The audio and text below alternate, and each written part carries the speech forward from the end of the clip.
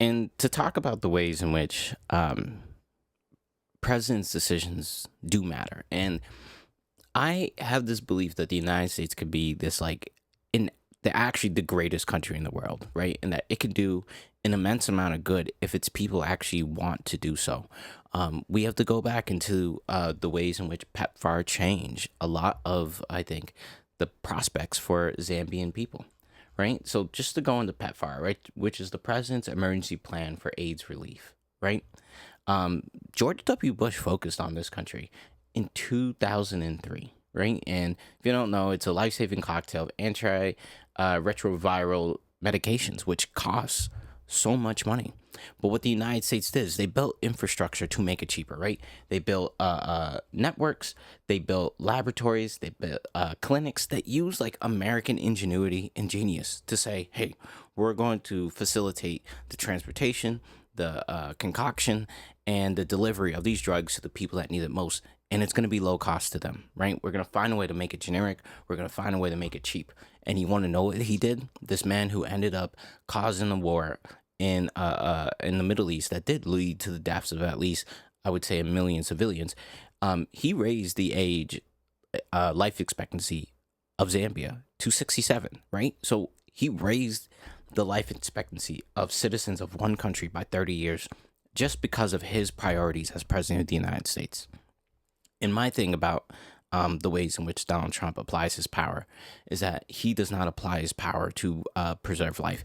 And I get it. It's a crazy contradiction to say this, right? Because at the same time that George W. Bush was doing this for Zambia, he was initiating actions which got Iraqi civilians killed in mass numbers, right?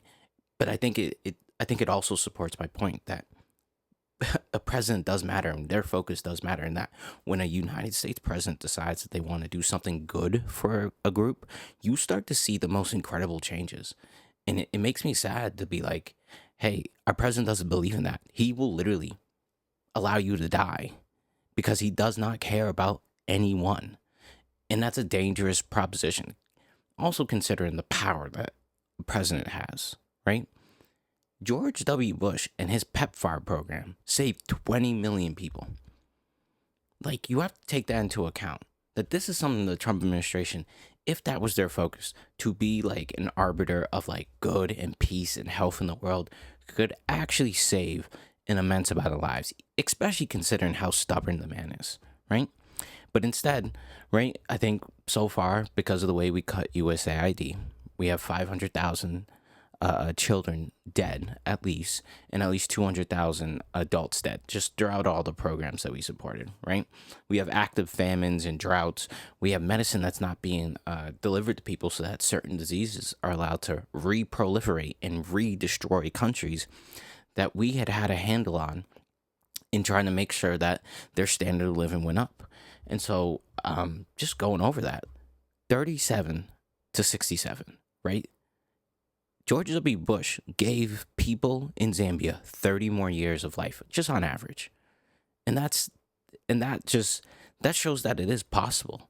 But we have these people who participate in these politics of fear. They're scared, right, of how they can actually operate, what it actually means. And they don't understand anything but hatred. And I'm going to stop at this point, right?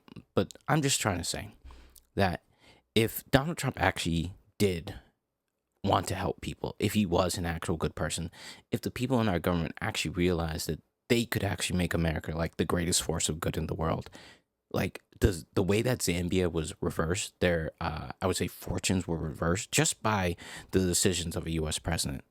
It shows what's possible. So, and it's just sad that now it's being threatened. And I'll stop at this last point.